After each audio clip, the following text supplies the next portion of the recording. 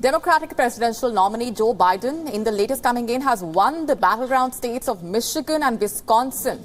Hours after that power-packed election night, the latest figures are gradually beginning to give out a clearer picture. Still, it's not over till it's completely over. At this point, Joe Biden has 264 electoral votes, while President Trump still has 214 electoral votes. The magic number, remember, is 270. The candidate winning 270 electoral votes wins the presidency. Michigan and Wisconsin are pivotal Midwestern states that have given Joe Biden a critical boost in that race to the White House. In the 2016 presidential battle, Donald Trump won both the states. Pennsylvania is also among a handful of battleground states where Trump and Biden are narrowly contesting. More than 1 million votes are yet to be counted. Take a look at 16 electoral votes in Michigan. That's another crucial battle. 47.9% for Donald Trump, 50.6% for Biden.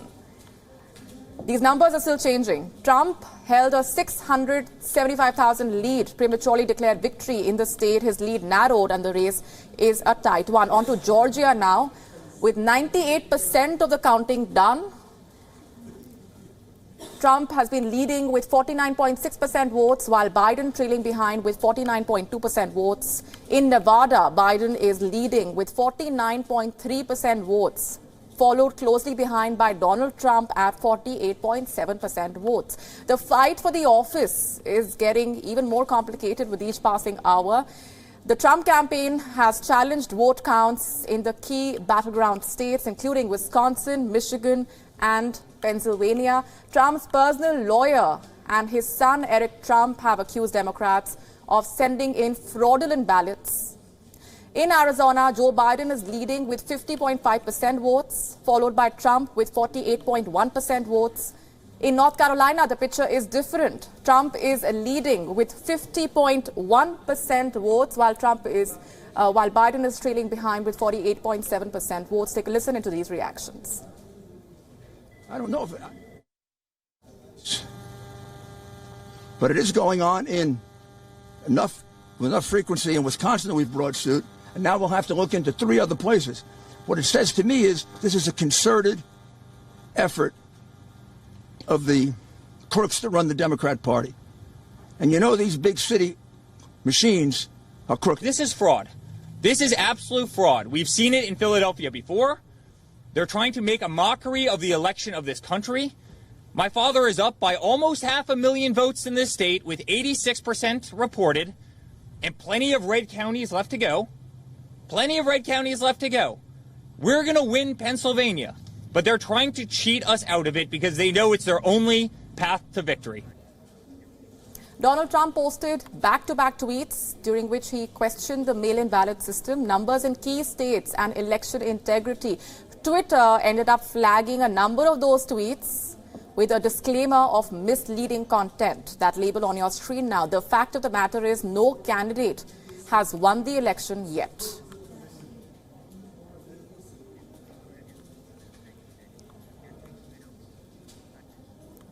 And joining us live on the broadcast this minute from Hyderabad is Saeed Akbaruddin, India's former permanent representative to the United Nations. Good evening, sir. Thanks very much for speaking with us.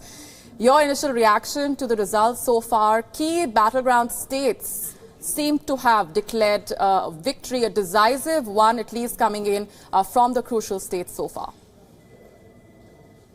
So thank you very much for having me. What we see is that since yesterday, former Vice President Biden has expanded his lead and has also enhanced his pathway towards electoral victory. But at the same time, the area of the contest has now spread from an electoral arena to possibly even the judicial arena. Elections are supposed to resolve differences, but with every passing day, the 2020 US presidential election seems to be accentuating existing cleavages. So there are new areas of contestation. We've already heard that President Trump and his team are going to contest outcomes in Michigan, Pennsylvania. They will also ask for a recount in Wisconsin.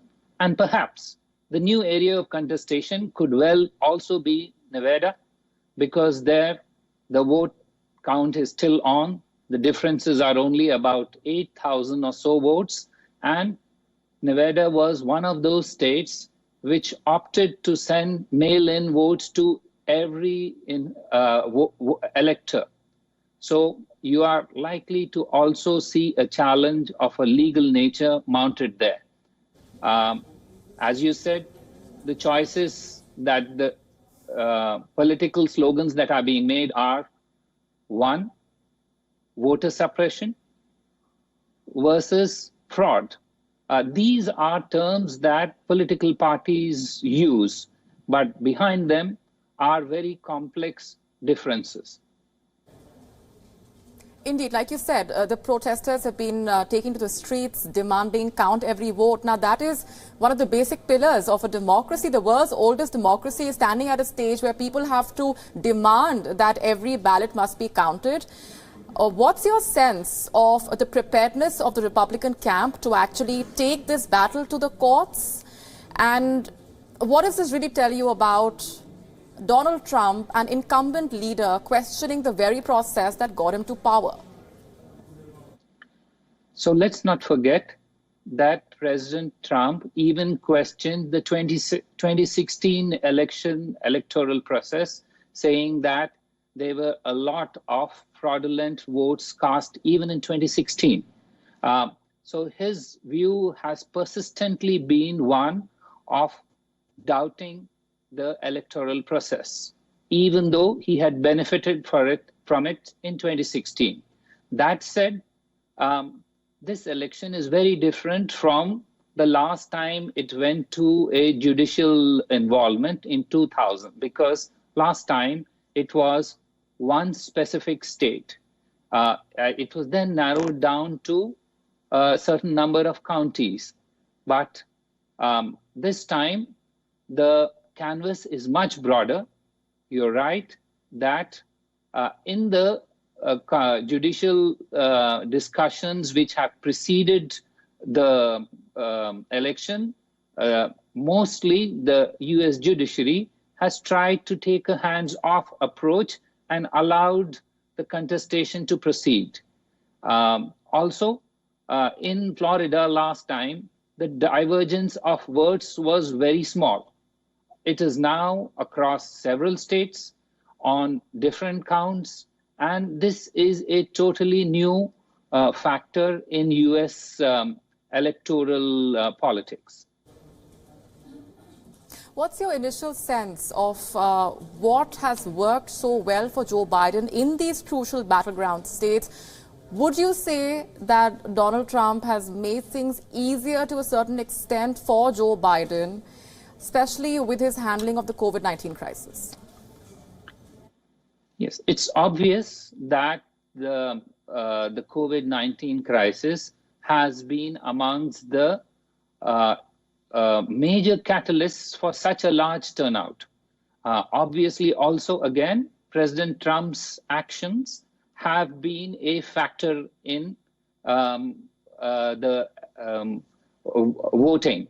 But that said, there are many more differences beyond these two. These may be the most visible, the most important, but there are a host of differences. And in such a large country like the US, which is very pluralistic in nature, there are many people who are one-issue voters who may look at a specific issue as their primary reason for voting for a candidate.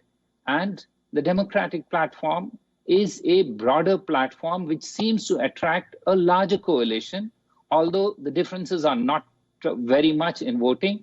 But the coalition that the Democrats seem to have built is broader than the one that the Republicans have at this stage.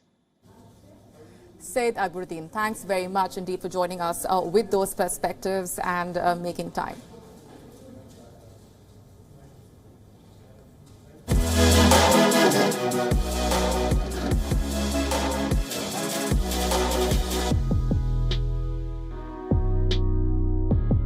co-presented by Skoda.